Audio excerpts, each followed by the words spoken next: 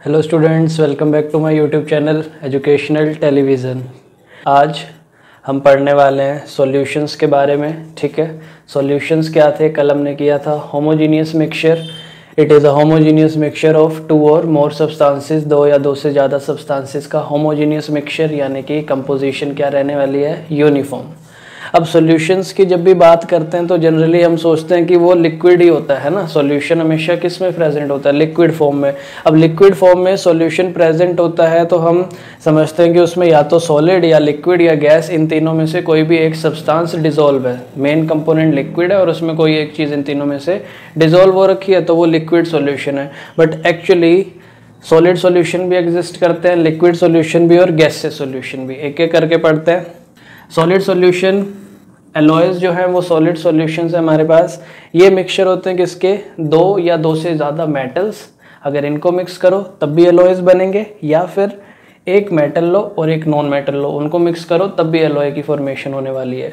अब जिन दो मेटल से मिलके बने हैं या फिर एक मेटल और एक नॉन मेटल, उनको हम सेपरेट नहीं कर सकते हैं। किसके द्वारा? By physical methods. ठीक है, तो इनको सेपरेट नहीं किया जा सकता।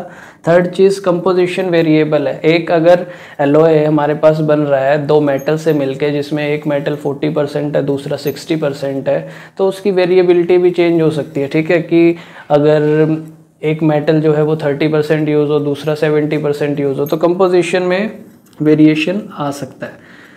ब्रास, आपने इसका एग्जांपल याद रखना है कि ये किससे मिलके बना होता है? जिंक और कॉपर, ये दो मेटल्स इसमें प्रेजेंट होते हैं। जब हम इनको मिक्स करते हैं तब इस एलॉय की फॉर्मेशन होती है ब्रास, जिसमें 30% जिंक होता है और 70% कॉपर होता है। अब आते हैं लिक्विड सॉल्यूशंस पे। लिक्विड सॉल्यूशंस पे होमोजेनिटी कहाँ पे पहुँच जाएगी? बिल्कुल पार्टिकल लेवल पे। इसका मतलब ये टोटली प्योरली होमोजीनियस होने वाले हैं। एग्जांपल उसने लिया लेमनेड का। नींबू पानी पीते हो, उसमें हम नहीं बता सकते कि ये, अगर सपोज ग्लास में आप नींबू पानी पी रहे हो, ठीक है, अब आप ये तो नहीं कहोगे कि भाई ऊपर का इतना नींबू पानी जो था वो नमकीन था, नीचे वाला क्या था? वो मीठा था, है ना। ऐसा नहीं होता है। इसका मतलब जो सॉल्ट और शुगर के पार्टिकल्स हैं वो इवनली डिस्ट्रीब्यूट होते हैं, बिल्कुल। ठीक है ना, कहीं पे कम कहीं पे ज़्यादा नहीं, इवनली डिस्ट्रीब्यूट। गैसेस सॉल्यूशन में एयर जो है वो गैसेस सॉल्यूशन है, क्योंकि वो किसका मिक्सचर है? हमारे पास काफ़ी सारी गैसेस प्रेजेंट है हमारी एयर में, जिसमें से दो मेन कॉन्स्टिट्यूएंट गैसेस कौन सी हैं? एक तो नाइट्रोजन प्रेजेंट है, एक ऑक्सीजन प्रेजेंट है। नाइट्रोजन 78%, ऑक्सीजन 21%, 99% तो यही हो गया। बाकी जो 1% बचा वो बाकी गैसेस जो कार्बन डाइऑक्साइड और ये सब कार्बन मोनोऑक्साइड, वो बड़ी स्मॉलर क्वांटिटीज़ में प्रेजेंट है। तो ये सारा ओवरव्यू था सॉल्यूशंस का, इसको नोट डाउन कर लो। तो स्टूडेंट्स, अब हम पढ़ते हैं कंपोनेंट्स के बारे में। ठीक है, सॉल्यूशन के कंपोनेंट्स, दो कंपोनेंट्स होते हैं, एक है सॉल्वेंट, दूसरा है सॉल्यूट। सॉल्वेंट क्या होगा? The component of the solution that dissolves the other component in it. ठीक है, अदर कंपोनेंट को क्या कर रहा है? वो डिसॉल्व कर रहा है अपने में। ठीक है ना, it is dissolving the other component in itself. दूसरा कंपोनेंट क्या? सोल्यूट। इसका मतलब जो सोल्यूट को अपने में डिसॉल्व कर लेगा वो क्या हुआ? सॉल्वेंट।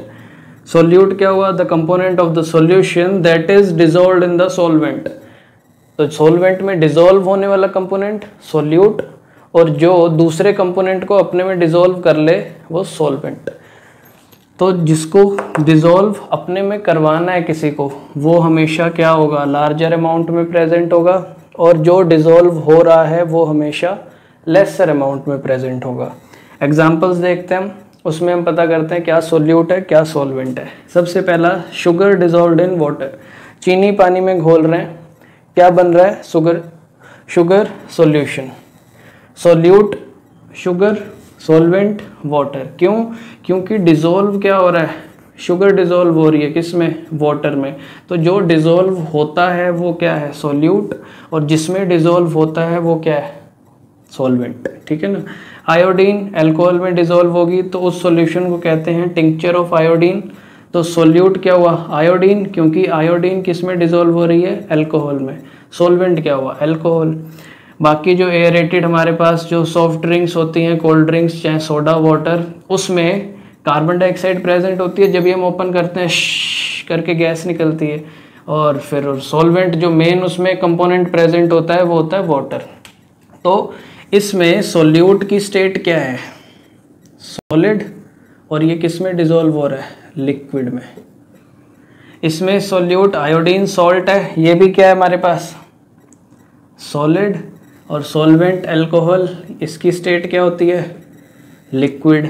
यहाँ पे कार्बन डाइऑक्साइड गैस, सॉल्वेंट क्या है, लिक्विड। तो इसमें आप देख सकते हो कि सोडा वाटर एक्चुअल में सॉल्यूशन कैसा प्रेजेंट होता है, लिक्विड। तो जो सॉल्वेंट की स्टेट होती है वही स्टेट किसकी होती है, सॉल्यूशन की। ये ध्यान रखना, ठीक है, कि जो लार्जर अमाउंट में प्रेजेंट होता है, अगर तो यहाँ पे लिक्विड प्रेजेंट है तो लिक्विड सॉल्यूशन बनेगा, सॉलिड में सॉल्वेंट प्रेजेंट है तो सॉलिड सॉल्यूशन बनेगा, ठीक है ना। तो बस इतनी सी बात याद रखनी है, बाकी ये लिख लो। तो कंपोनेंट्स ऑफ सॉल्यूशन के बाद स्टूडेंट्स अब करते हैं properties of solution. First property, solution is a homogeneous mixture. ये आपको पता है, सॉल्यूशन होमोजेनियस मिक्सचर होता है दो सब्सटेंसेस का, ठीक है, एक सब्सटेंस दूसरे में डिसॉल्व हो जाता है, होमोजेनियस का मतलब। Particles of a solution are smaller than 1 nanometre. उनका जो डायामीटर होगा सॉल्यूशन के पार्टिकल्स का वो 1 नैनोमीटर से भी छोटा होगा। 1 नैनोमीटर का मतलब 10⁻⁹ मीटर, और ये क्या बनेगा, 1/10⁹ इसका मतलब 1/90। तो वो क्या बन गया, 0.8, तो 0 ही आएंगी, फिर 1 आएगा। तो कितना छोटा हो गया ना एक पार्टिकल। तो फिर हम उनको नेक्ड आई से नहीं देख सकते पार्टिकल्स जो सॉल्यूशन के होंगे। Third is path of light is not visible. जब लाइट को हम सॉल्यूशन में से पास करवाएंगे तो उसका पाथ विजिबल नहीं होगा। क्यों नहीं होगा, क्योंकि अगर एक सॉल्यूशन है उसके पार्टिकल्स का साइज आपको पता है काफ़ी छोटा है, तो जो लाइट आएगी वो सीधी निकल जाएगी बिल्कुल, क्योंकि पार्टिकल्स का साइज ही छोटा है। पार्टिकल्स का साइज छोटा है, अगर तो पार्टिकल्स का साइज बड़ा होता तो लाइट आती, इससे टकराती, उसकी डायरेक्शन चेंज होती है, हमें पाथ ऑफ लाइट पता लगती। बट पार्टिकल्स का क्योंकि साइज छोटा है तो वो स्कैटर ही नहीं कर रहे लाइट को, ठीक है ना। तो इस वजह से जो पाथ ऑफ लाइट है वो हम नहीं देख पाते जब वो सॉल्यूशन में से पास होती है। फोर्थ प्रॉपर्टी है सॉल्यूट पार्टिकल्स, उनको हम सेपरेट नहीं कर सकते कभी भी, ठीक है ना। अगर मैं आपसे बोलूँ किससे नहीं सेपरेट कर सकते, बाय फिल्ट्रेशन। फिल्ट्रेशन का मतलब क्या है, जैसे अब चाय बनाते हैं, बाद में चाय पत्ती क्या कर लेते हैं, छान लेते हैं, ठीक है ना। वो फिल्टर कर लिया आपने, चाय पत्ती अलग होगी, चाय अलग होगी। बट अगर मैं आपको बोलूँ कि हमने पानी में चीनी मिलाई और उसको डिज़ोल्व कर दिया, अब मैं आपको बोलूँ कि उसको फिल्टर कर लो, कर सकते हो नहीं। तो जो सोल्यूट है, जो शुगर हमने पानी में डाली है, सोल्यूट शुगर होगी, उसको सेपरेट नहीं कर सकते मिक्सचर में से बाय फिल्ट्रेशन। उसके बाद लास्ट प्रॉपर्टी क्या है कि सोल्यूट के पार्टिकल्स सेटल डाउन नहीं होते हैं, डू नॉट सेटल डाउन। कब, व्हेन लेफ्ट अनडिस्टर्ब्ड। ये नहीं है कि आपने अपना नींबू पानी बनाया तो उसमें थोड़ी देर के लिए उसको रख दिया तो नमक जो था वो जाके नीचे बैठ जाएगा, या जो चीनी के पार्टिकल्स थे वो नीचे बैठ जाएंगे, ऐसा नहीं होता है। इसका मतलब क्या है कि सॉल्यूशन क्या है, स्टेबल है, ठीक है। तो आपको ये प्रॉपर्टी समझ आ गई होंगी, ये नोट डाउन कर लो। तो अब आपको प्रॉपर्टीज ऑफ सॉल्यूशन भी पता लग गया, कंपोनेंट्स ऑफ सॉल्यूशन भी, solid solution, liquid solution, gases solution, ये सब कुछ क्लियर हो गया होगा, ठीक है।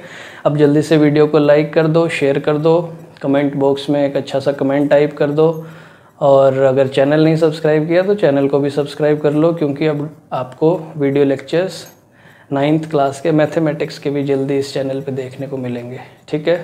Thanks for watching.